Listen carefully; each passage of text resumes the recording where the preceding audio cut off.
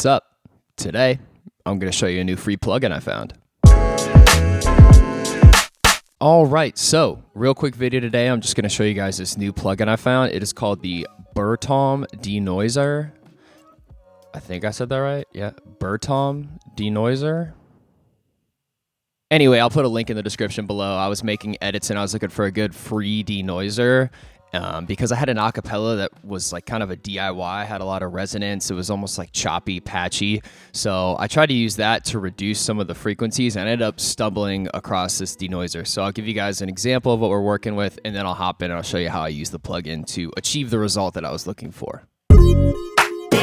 Hey, ever seen a Chevy with the butterfly door? Stunt is a habit, kid like me. Hey, ever seen a Chevy with a kid like me? Hey, ever seen a Chevy with a kid like me? Hey, ever seen a Chevy with the butterfly door? Stunt is a habit, put it in the air.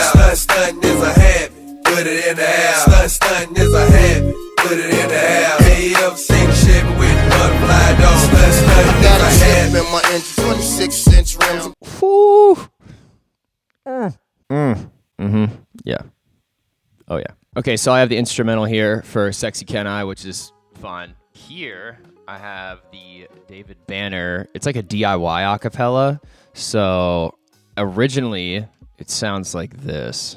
David Banner. Hey, ever seen a Chevy with the butterfly door?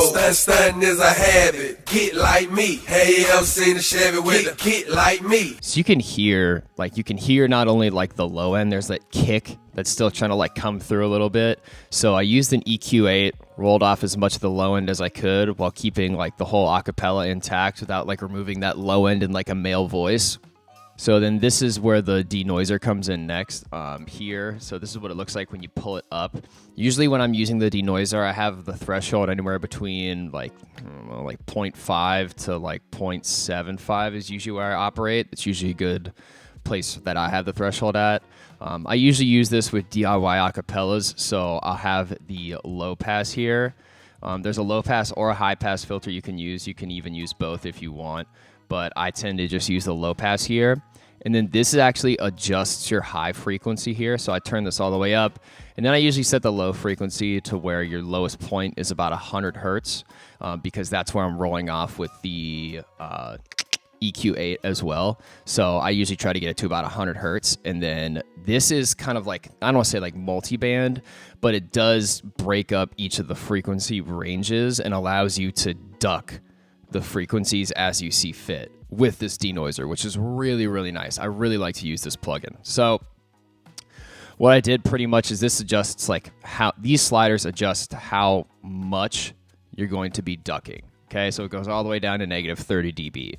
So on this lower end here, pretty much all the way up to 1,000 hertz, I just cranked these all the way down just so it's like ducking the whole thing whenever something's coming through. And then I did a little bit of ducking on the higher end, about like -4, -5.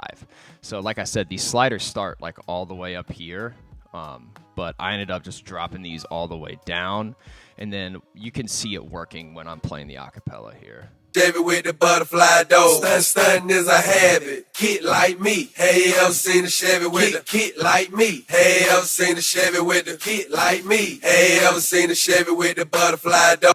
So you can see it, those green lines is what it's ducking. So it's working pretty hard to like take out all of those frequencies that I don't really want to come through. I mean, there's still going to be a little bit there, but it sounds miles ahead than what it did previously. So I'll group these two and I'll A/B it so you guys can hear the difference. Habit, kid like me. Hey, ever seen a Chevy with a kid like me? Hey, ever seen a Chevy with a kid like me? Hey, ever seen a Chevy with the butterfly door? Stunt is a habit. That sounds so much better. But honestly, I'll pretty much be using this with an EQ8 from here on out.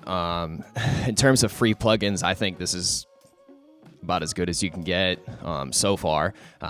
It does a great job of removing any of those frequencies that you really don't want, that are really pesky and that really get in the way and really kind of mess up any sort of mix that you're working with. That when you're trying to make an edit, a mashup, or you're working with an older acapella or a DIY or anything like that, I definitely recommend this plugin moving forward. So I will leave a link to that in the description below.